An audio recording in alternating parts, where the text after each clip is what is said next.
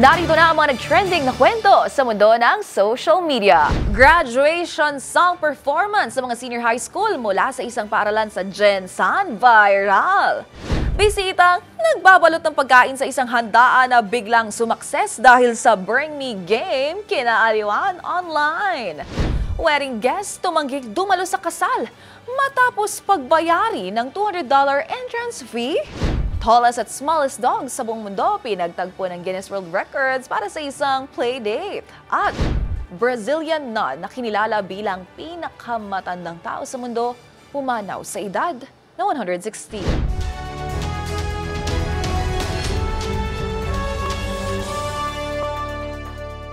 Sure ako ang lahat ng kwento o viral video ay hindi umabot sa wall mo at mga trending na hindi mo akalain, yun pala ang totoong kwento. Kasama mga follow-up na ginawa namin sa mga post na humahakot ng mataas na views, comments, and shares. Kasama ang buong grupo ng TNVS, Trending and Viral Show, kami ang kukumpleto ng buong kwento. Ako po si Angelica Cosme at ito ang TNVS. Una sa Pilipinas, una sa Pilipino.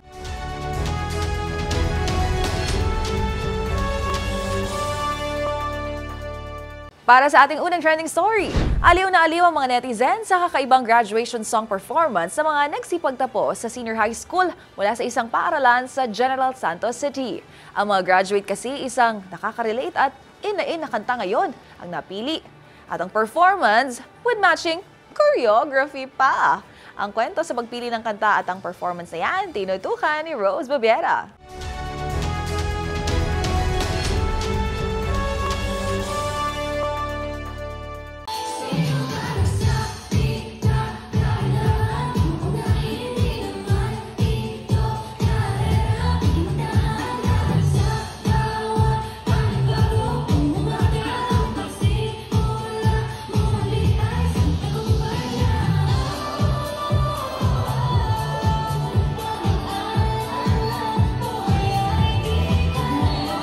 Isa sa mga paboritong bahagi sa araw ng pagtatapos ang pag-awit ng graduation song ng mga magsisipagtapos. Sa parting kasi ito, tila bumabalik sa mga mag-aaral ang mga alaala nila bilang magkakaklase. Kaya dito madalas nagiging sentimental ang marami. Pero ibahin ninyo ang mga mag-aaral na nagtapos ng senior high sa Banisil National High School na may bagong atake sa kanilang graduation song performance. Sa halip kasi ng mga karaniwang mababagal at mga nakasanayang awitin na laging tinutugtog tuwing graduation, napili ng paaralan ng isang relatable at in na kanta na gamitin bilang graduation song ng mga graduates. Sa viral na video na pinost ng isang mag-aaral, mapapanood ang graduation song performance ng mga estudyante kung saan tumutugtog ang isang upbeat song ng sikat na Pinoy girl group na BINI, ang Karera. Ngunit hindi lamang ito typical na performance kung saan sabay-sabay na lamang naaawit ang mga mag-aaral. Habang umaawit ay sinabayan pa kasi ito ng choreography ng mga estudyante. Suot ang toga nila at mga medalya. Umiindak ang mga grade 12 students sa mga liriko na nagsasabi na ang buhay ay hindi karera. Saktong-sakto sa bagong yugto na haharapin nila at swak na swak sa mga Gen Z na katulad rin nila. Ayon sa choreographer, ang kantang Karera ay sumasalamin sa mga naging karanasan ng mga mag-aaral ng Banisil National High School. Ito rin ay tumatalakay sa pagkamit ng pangarap at paalala na hindi dapat ito minamadali. Ang mga estudyante raw mismo ang pumili ng awitin, patunay na may boses ang mga mag-aaral sa kanilang paaralan. Ang video na ito ay humakot na ng 1.3 million views at 140,000 likes sa TikTok. Para sa DZRH TV, ito si Rose Babiera. Una sa Pilipinas, una sa Pilipino.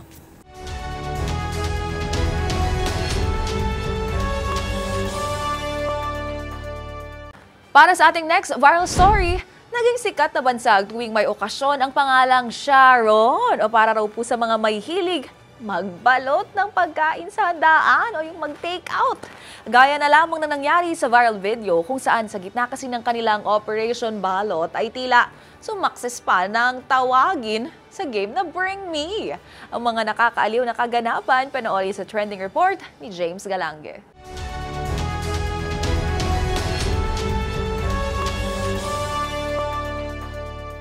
Para sa mga Pinoy, naging double meaning na ang salitang Sharon na kung minsan ay pangalan ng megastar Sharon Cuneta o minsan na may ninja moves na para makapag-uwi ng pagkain galing sa isang okasyon.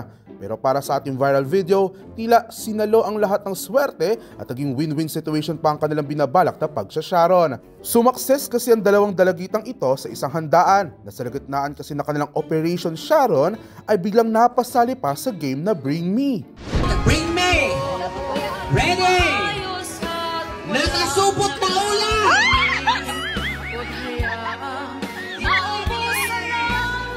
Sa video, may kitang dahan-dahang pang isinisilid sa supot ang pagkain sa ilalim pa ng mesa para hindi ito makita. Ngunit ayon sa uploader, maski ito ay hindi rin nakaligtas sa mata ng host at saka sinabing Bring Me nakasupot na ulam. Kitang-kita sa mga dalagang pagkagulat at napatayo na lamang para dalhin ang kanilang binalot na ulam.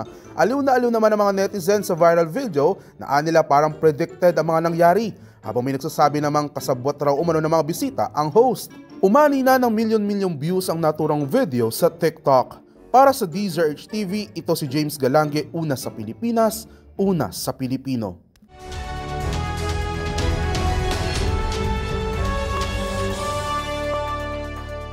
Sa ating next trending story, pasintabi po sa lahat ng mga nanonood ngayon dahil sensitibo po ang ating susunod na balita.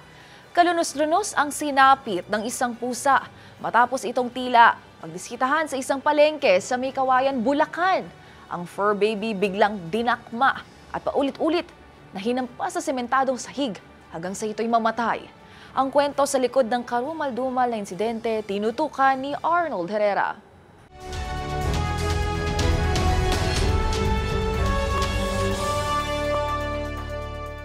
Isang makadurog pusong krimen ng agad inaksyonan ng animal welfare group na Animal Kingdom Foundation. Sa viral CCTV footage na ito, kuha sa loob ng isang palengke sa May Kawayan, Bulacan noong April 26, makikitang isang pusa na naglalakad nang bigla itong dakmain ng isang lalaki. At ibalibag sa sementadong sahig ng palengke.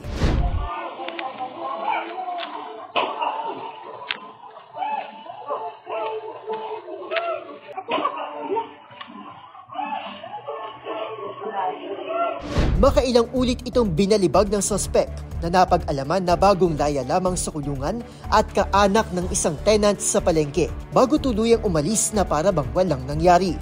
Hindi na nakagalaw ang mga saksi sa labis na pagkabigla sa nasaksihang krimen.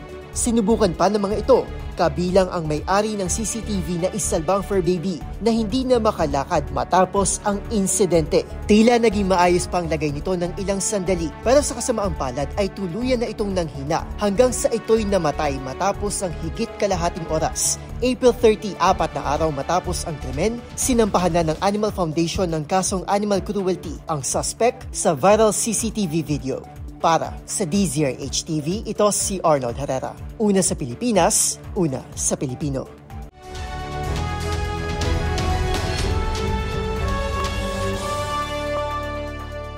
Sa ating sunod na istorya, tumangging dumalo sa isang kasal ang grupo ng magkakaibigan na ito matapos umanong pagbayari ng $200 entrance fee ng bride at groom. Ito ay bilang kapalit daw ng murang regalong ibinigay nila sa ginanap na bridal shower. Ang mga detalye, alamin sa trending report ni Millie Borja.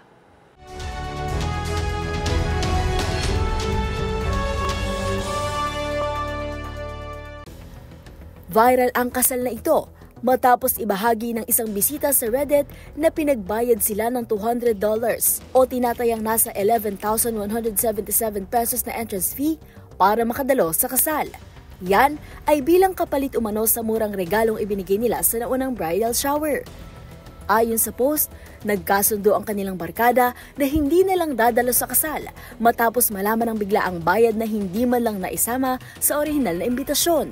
Nang tanungin nila ang mag-asawa kung anong regalo ang inaasahan, sinabi ng mga ito na mas gusto nilang cash. Pero kahit ano ay kanilang ma-appreciate. Sa shower, nagbigay na ang mga bisita ng maliliit na regalo tulad ng alak, bulaklak, alahas, edible arrangement at card. Bawat isa'y gumastos ng tinatayang $15 o 837 pesos. Bagamat inamin nilang mura ito, ipinunto ng nag-post na silang lahat ay mga estudyante, kaya naman limitado ang budget. Kinabukasan, ipinaalam ng mag-asawa na ang mga dadalo sa kasal ay kailangan magbayad ng $200. At hindi pa rito kasama ang inumin, na lalong ikinagulat ng magbabarkada dahil walang nabanggit na ganito sa imbitasyon. Dahil dito, nagpa siya ang grupo na hindi nadadalo at nagpahayag ng kanilang sentimiento sa mag-asawa. Sa halip na pag-usapan, binlock sila ng mag-asawa sa group chat at sa kanilang mga numero. Maraming komento ang nagsabing tacky ang ginawa ng mag-asawa. Ayon sa mga nagpuna, hindi karaniwang humihiling ng cash shower at lalong hindi dapat gawin itong requirement para makadalo sa kasal. Sa bandang huli, naglaho ang 8 taon na pagkakaibigan sa isang kasal na sa halip sanang pagdiriwang ay nauwing alitan dahil sa pera. Para sa DZRH TV, ito si Mili Borja, una sa Pilipinas, una sa Pilipino.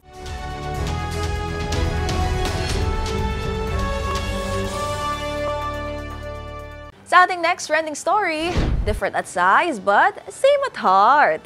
Ito ang pinatunayan ng Fur-Peck date ng tallest at smallest dog sa buong mundo nang pagtagpuin sila ng Guinness World Records para sa kakaibang doggy play date.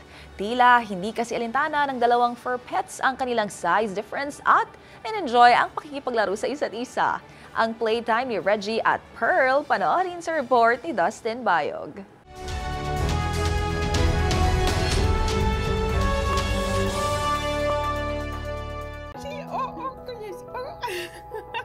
She's so sweet. Isang pambihirang tagpo ang sinagawa ng Guinness World Records kung saan nagkaroon ng doggy playdate ang world's largest dog at ang counterpart nito. Walang iba kung hindi ang world's shortest dog. Naganap ang fur meeting sa Amerika kung saan ang tallest dog na si Reginald o Reggie, isang 7-year-old Great Dane mula sa Idaho, ay tuwang-tuwang nakipaglaro sa shortest dog living na si Pearl na isang breed ng Chihuahua. May laki lang naman si Reggie ng 3 feet and 3 inches o katumbas ng 1 metro kumpara sa 3.59 inches o 9 centimeters lamang na tangkad ng aso na si Pearl. Pero sa kabila ng kanilang huge difference ay pinatunayan ng dalawang fur pets na being friends, size doesn't matter. Dahil sa kanilang unang pagkikita ay naging komportable na sila sa isa't isa at hindi nakitaan na pagiging agresibo. Ang asong si Reggie ay pagmamayari ng fur parent na si Sam at aniya, sa kabila ng kanyang appearance ay parang bata lamang ito kumilos dahil sa kanyang pagiging playful. Si Pearl naman ay fur pet ni Vanessa na mula sa Florida ay #certified fashionista naman. Ani nito, bagamat small ang kanyang size ay malaki naman ang kanyang personality dahil sa pagkahilig nito sa mga sporting clothes at minsan ay may terno pang sunglasses. Samantala ang parehong fur pets ay recognized ng record-giving body na Guinness World of Records. Para sa DZRH TV, ito si Dustin Bayog, una sa Pilipinas, una sa Pilipino.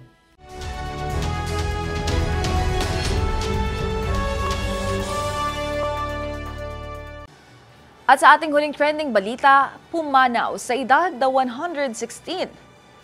At para sa ating huling balita, pumanaw sa edad na 116 ang may hawak ng titulo bilang pinakamatandang tao sa buong mundo.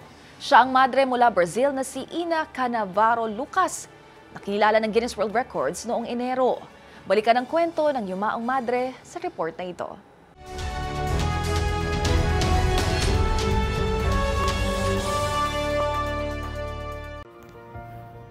Na maalam na ang pinakamatandang tao sa buong mundo sa edad na 116. Siya ang madre mula Brazil na si Ina Canavaro Lucas. Sa ulat ng Guinness World Records, pinawian ng buhay ang madre nitong 30 ng Abril. Magunita na buwan ng Enero noong iginawad sa kanya ang titulo bilang world's oldest person kasunod ng pagpanaw ng Haponesang si Tomiko Itowoka. Sa June 8 nga sana'y magdiriwang ito ng kanyang ika-117 kaarawan. Bukod sa pagiging madre, minsan ding nagturo ng Portuguese at mathematics si Lucas sa isang paaralan sa Tijuca, Rio de Janeiro. Nakatanggap din niya ito ng apostolic blessing mula sa yumaong Santo Papa na si Pope Francis noong kanyang 110th birthday. Sa pagpanaw nga ng Brazilian nun na si Ina Canavaro Lucas, may kinilala na ang Guinness bilang bagong pinakamatandang tao sa mundo.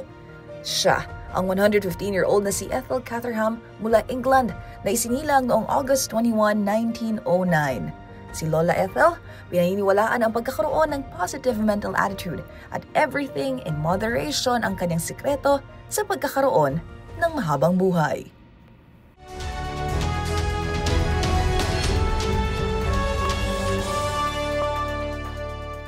Isa na namang episode ng mga nagbawaw, kinagiliwan at iba't ibang mga insidente ng mga nag-viral na kwento ang ating napanood.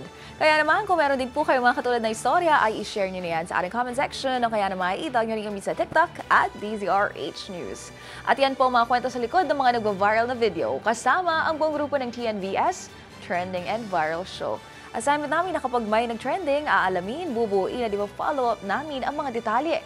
Para kapag nakita mo ang viral video na may nag-share, ikaw na ang magdagdag ng mga impormasyong nalaman mo sa TNVS, Trending and Viral Show. Mula sa kauna-unahan sa Pilipinas, DZRH, ako po si Angelica Cosme at ito ang TNVS. Una sa Pilipinas, una sa Pilipino.